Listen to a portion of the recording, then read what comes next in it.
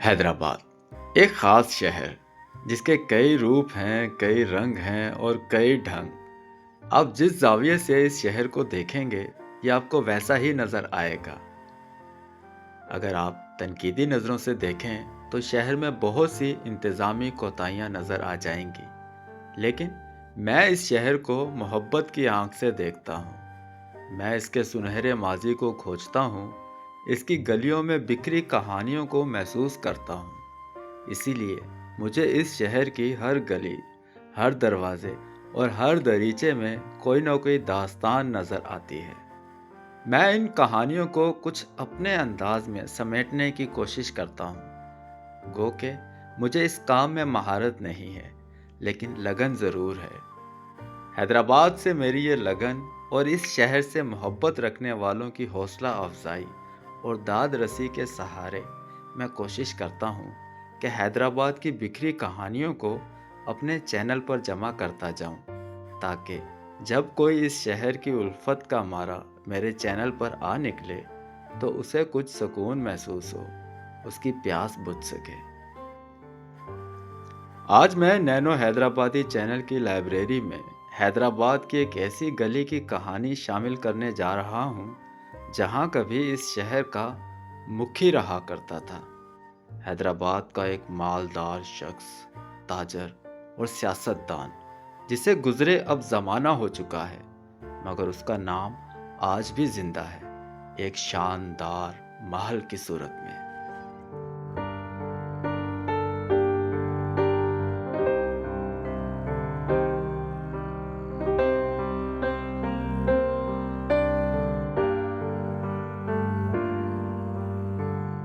ये हैदराबाद का मुखी महल है, वो आलीशान लेकिन बदकिस्मत महल, जिसे बनवाने वाले मुखी जेठ आनंद को इसमें कयाम के लिए सिर्फ 7 साल की मोहलत नसीब हुई। 1920 में इस महल की तामीर का काम मुकम्मल हुआ और 1927 में मुखी जेठ आनंद 44 साल की उम्र में इस दुनिया से चल बसे।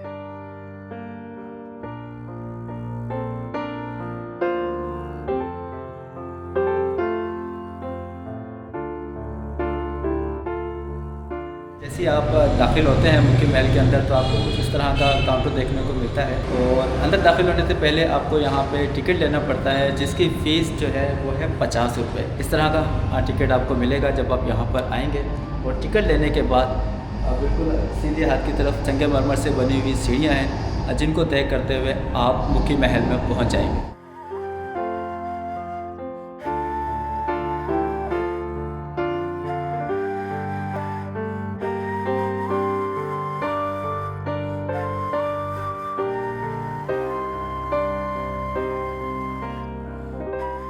मैं पहली दफ़ा मुखी महल के इस हिस्से में आया हूँ। इससे पहले मुखी महल को मैंने सिर्फ बाहर से देखा था, और आज पहली दफ़ा मैं मुखी महल के अंदर दाखिल हुआ हूँ।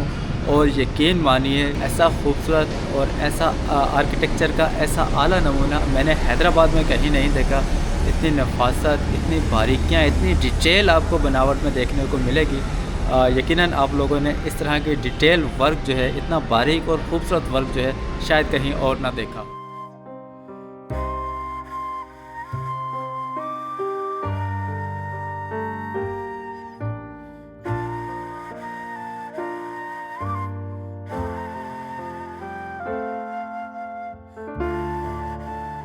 क़याम पाकिस्तान से पहले हैदराबाद पर हिंदू भाईबंद और आमिल बिरादरी का वाज़ेह गलबा हुआ करता था।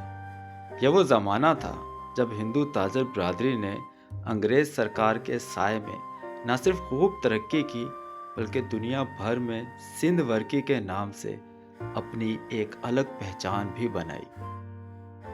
इन्हीं खुशहाल और बाअसर हिंदू बिरादरी में एक नाम मुखी जेठ आनंद के ख़ानदान का भी था।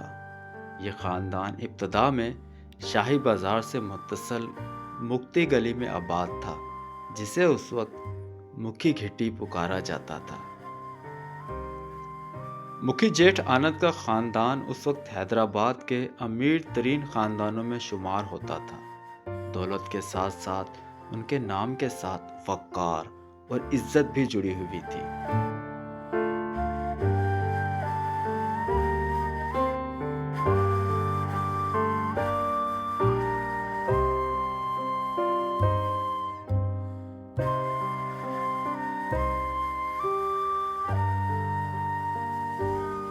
मुखी महल को अब म्यूज़ियम की शक्ल दे दी गई है और इस महल के अंदर मुखी ख़ानदान के ज़ेर इस्तेमाल रहने वाली अशिया आज भी मौजूद हैं। तो चलिए आपको अंदर लेकर चलते हैं और पार्टीशन से कब किस तरह का फ़र्नीचर इस्तेमाल किया जाता था, घर के अंदरूनी माहौल जो है वो किस तरह का होता था, वो आपको दिखाते हैं।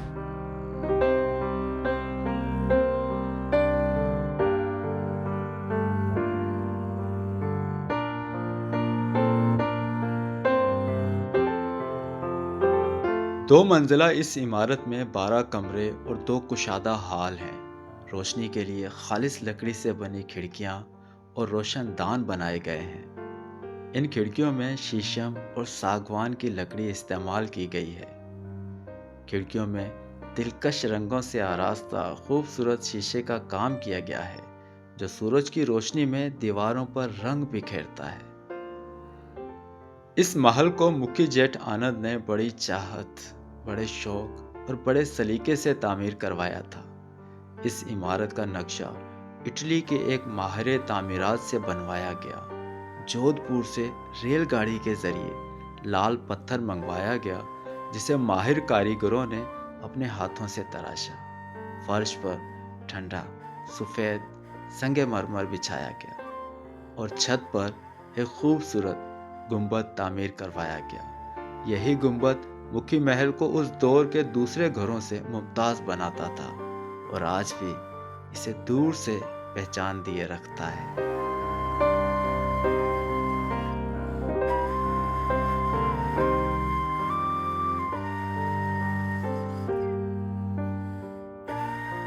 ये इस महल का वो हाल है जहां कभी मुखी खानदान की महफिलें सजा करती थी, लेकिन अब इस हाल को म्यूज़ियम की शक्ल दे दी गई है और यहाँ मुग़ल, तुगलक और तालपुर दौरे हुकूमत की कुछ मुंतखब नवादरात शीशे के फ्रेम में महफूज की गई हैं, ताकि यहाँ आने वाला हर शख्स सिंध के कल्चर और हैदराबाद की तारीख से वाकिफ़ हो सके। इन नवादरात में कदीम सिक्के, बंदूकें, बर्तन और सिंधी सकाफती लिबास शामिल है।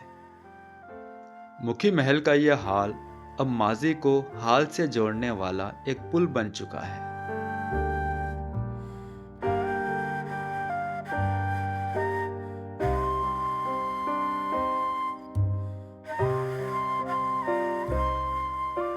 बेसिकली हैदराबाद हम यहाँ पर फर्स्ट टाइम आए हैं और ये मुखी महल जो है वो स्टूडेंट्स के लिए काफ़ी ज़्यादा हेल्पफुल रह सकता है, क्योंकि जो स्टूडेंट्स किसी भी टेस्ट की प्रिपरेशन कर रहे हैं तो काफ़ी ज़्यादा इंटरेस्टिंग चीज़ें यहाँ पे मौजूद हैं। इससे मतलब हमारी प्रीवियस हिस्ट्री का पता चलता है कि मतलब उस टाइम में हमारी हिस्ट्री या कल्चर किस टाइप का था। और पीसफुल इन्वायरमेंट है, यहाँ पर ज़रूर आना चाहिए और ज़्यादातर तो स्टूडेंट्स को यहाँ पर आना चाहिए, क्योंकि बहुत ज़्यादा यहाँ पर इंटरेस्टिंग चीज़ें हैं। प्रीवियस जो भी हिस्ट्री हमारी रिलेटेड है कि किसने किस वक्त क्या किया और कितनी स्ट्रगल की, किस तरीके से हम लोगों ने अपने आप को सर्वाइव किया, तो ये चीज़ें ज़रूर देखने आना चाहिए।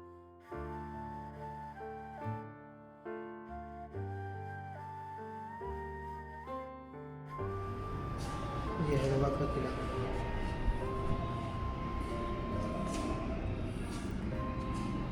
कभी हैदराबाद का पक्का किला इस तरह का दिखता था, आजकल तो वो बिल्कुल तबाह हो चुका है, लेकिन ये पुराने वक्त को ये निशानदेही की गई है कि किस तरह का ये होता था। और ये चार्ल्स नेपियर ने जो बुक लिखी थी उसमें ये तस्वीर मौजूद थी, जिसे यहाँ पे डिस्प्ले किया गया है।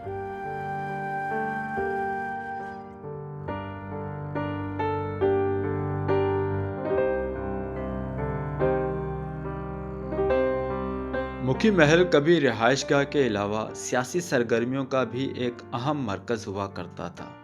क़याम पाकिस्तान से पहले यहाँ से कांग्रेस पार्टी के अमूर चलाए जाते थे। कांग्रेस के सीनियर रहनुमा और भारत के साबिक वज़ीर आज़म जवाहरलाल नेहरू हैदराबाद के दौरों के दौरान अक्सर इसी मुखी हाउस में क़याम किया करते थे। वक्त मगर किसी का इंतज़ार नहीं करता। मुखी जेठ आनंद के इंतकाल के बाद उनके भाई गोविंद राम मुखी बने और इसी महल में रिहाइश पजीर रहे। फिर आया 1947 का वो कड़ा वक्त जब बर्रे सगीर तकसीम हुआ। उसी हंगामा खेज दौर में मुखी खानदान ने इस महल को छोड़ा और भारत के शहर मुंबई की तरफ हिजरत कर गए। बाद अज़ां मुखी खानदान मुंबई से भी आगे अमेरिका जा बसा और मुखी महल तन्हा रह गया। मुखी महल के 4 दाखिली दरवाजे हैं। एक दरवाज़ा वो जिससे मैं अंदर आया हूँ और दूसरा दरवाज़ा आपको इस महल के अकबी हिस्से में भी देखने को मिल जाता है, जो आपको ये मेरे अकब में नज़र आ रहा होगा। उसके अलावा जो 2 दरवाजे हैं वो भी मैं आपको दिखाता हूँ। तो ये दूसरा दरवाज़ा हो गया और यहाँ से जब हम अंदर दाखिल होते हैं, ये किचन का दरवाज़ा है जो कि अभी बंद है और इस तरफ जो है वॉशरूम्स हैं और ये भी एक दाखिली दरवाज़ा है इस घर का।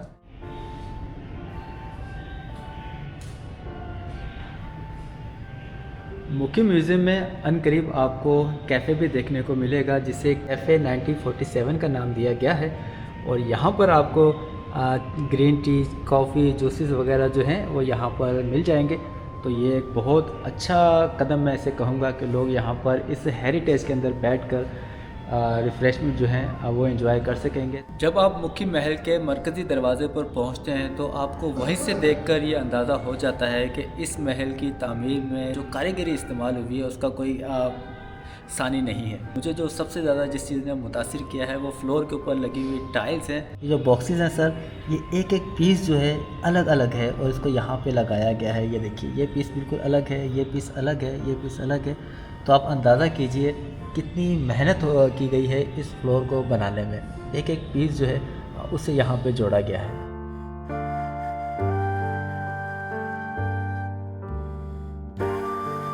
मुखी खानदान के जाने के बाद ये घर कुछ अरसे तक सरकारी रिकॉर्ड ऑफिस के तौर पर इस्तेमाल होता रहा। उन दिनों इसके सिर्फ 2 कमरे इंतज़ामिया के ज़ेरे इस्तेमाल रहे, जबकि बाकी इमारत खामोश और वीरान पड़ी रही। फिर 1970 की दहाई का वो हंगामा खेज दौर आया जब हैदराबाद में लसानी फसादात के दौरान हजूम ने मुखी हाउस को सरकारी दफ्तर समझकर आग के हवाले कर दिया। शोले तो बुझ गए मगर दीवारों पर जख्म रह गए। वक्त गुजरता रहा, यह इमारत कभी सरकारी इदारों का दफ्तर बनी, कभी लड़कियों के स्कूल में बदली और यूं अपनी असल शनाख्त से दूर होती चली गई। फिर एक दिन ये खामोश इमारत एक हसास नज़रों में आ गई। ये नज़र थी डॉक्टर कलीमुल्लाह लाशारी साहब की। अमेरिका में क़याम के दौरान जब लाशारी साहब की मुलाकात मुखी जेठ आनंद की बेटी धर्म आनंद से हुई तो बातों बातों में उन्होंने अपने इस घर का जिक्र किया जहां उनका खूबसूरत बचपन गुजरा था। उनकी आंखों में अपने घर को महफूज देखने की ख्वाहिश थी, एक ऐसी ख्वाहिश जो शिद्दत से महसूस की जा सकती थी। लाशारी साहब ने इस ख्वाब को नज़रअंदाज ना किया। 2006 में उन्होंने सिंध हुकूमत से राब्ता किया और हैदराबाद में एक ऐसे म्यूज़ियम की ज़रूरत पर जोर दिया जो तकसीम से पहले के हिंदू सकाफती विरसे का अमीन हो।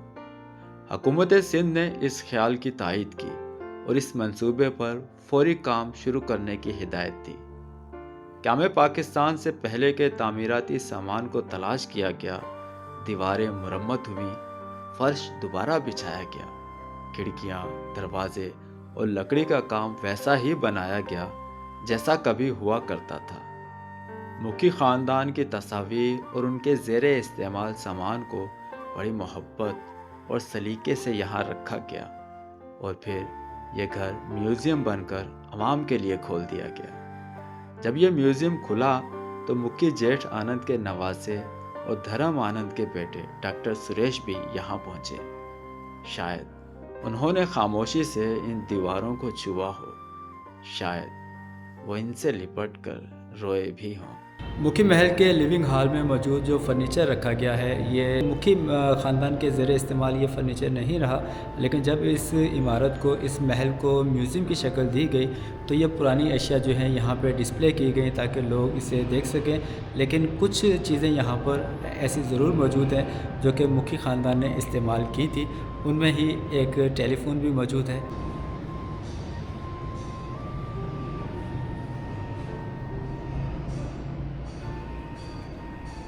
ये छोटे टेबल पर मुखी जेठ आनंद साहब की बेटी की तस्वीर है और इसके बराबर में जो टेबल है उसके ऊपर आपको एक पुराने दौर का फ़ोन रखा हुआ नज़र आ रहा होगा।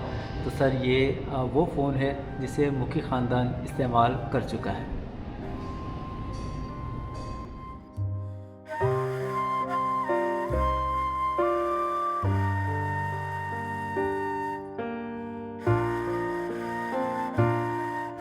धर्म जो मुखी की बेटी थी ये उन्हीं का रूम हुआ करता था ना, तो उन्होंने ये बताया था तो हमने पिक्चर्स फिर उन्हीं की लगा दी थी ना। अच्छा, इस रूम में? जी जी। तो यासिर भाई मुझे बता रहे हैं कि ये जो बेडरूम है ये मुखी जेठ आनंद साहब की जो बेटी हैं धर्म, उनका बेडरूम हुआ करता था, उनके ज़ेरे इस्तेमाल था, तो इसलिए यहाँ पे उनकी तस्वीर भी हैं डिस्प्ले की गई हैं और कुछ कैबिनेट वगैरह भी रखे हुए हैं और इस तरफ एक बेड है। और बेड जो है ये तकरीबन उसी तरह का है जिस तरह मैं दूसरे बेडरूम में आपको दिखा चुका हूँ, वही पुराने तर्ज़ तामीर पर बना हुआ लकड़ी का ओरिजिनल बेड।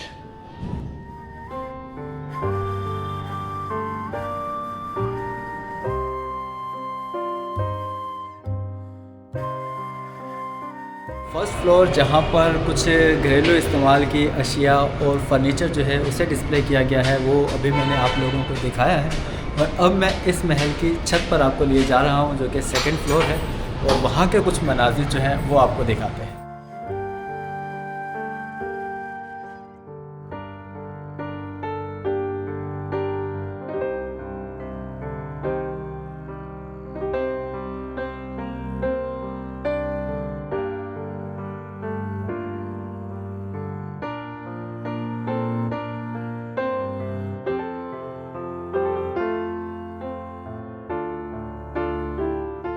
इस वक्त मैं मुखी महल की जो टॉप फ्लोर है, जो छत है, वहाँ पे मौजूद हूँ और यहाँ पर एक गैलरी बनी हुई है और यकीनन इस गैलरी में खड़े होकर जब मुखी ख़ानदान के लोग बाहर का नज़ारा किया करते होंगे तो सामने उन्हें पक्का किला नज़र आता होगा और सामने ही होम स्टेट हॉल है, उसकी इमारत जो है वो नज़र आती होगी।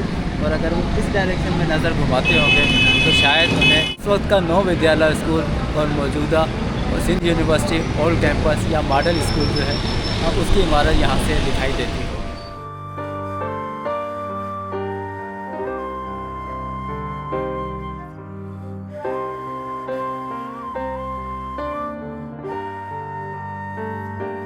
ये एक तारीखी बिल्डिंग है हैदराबाद की जो 1920 में रहने वाली यहाँ फैमिली ने अपनी रिहाइश के लिए तामीर किया और एक आलीशान महल तामीर करने के बाद जो इसके ऑनर थे, मालिक थे, उनका इंतकाल हो गया। उनकी बेटी जो है इधर रहती रही, 1957 तक इनकी बेटी यहाँ रहती रही। पाकिस्तान बनने के बाद 57 में उनको यहाँ से जाना पड़ गया तो फिर वो यूएस शिफ्ट हो गई। 57 से 2009 तक तकरीबन 52 साल का अरसा जो है ये बिल्डिंग बिल्कुल बेसरो सामानी के हालात में रही और बिल्कुल तबाह हाल हो चुकी थी। इसमें 2 गर्ल्स स्कूल थे, सेटलमेंट ऑफिस था, तो ये अपनी जो असल शक्ल है बिल्कुल खो चुकी थी। 2009 में इसको डिपार्टमेंट ऑफ एंटीक्विटीज़ ने हेरिटेज करार दिया और इस पर जो है इन फैमिली से रब्ता किया। धर्म मुखी जो कि उस वक्त यूएस में ज़िंदा थी, 2017 में धर्म मुखी की डेथ हुई है।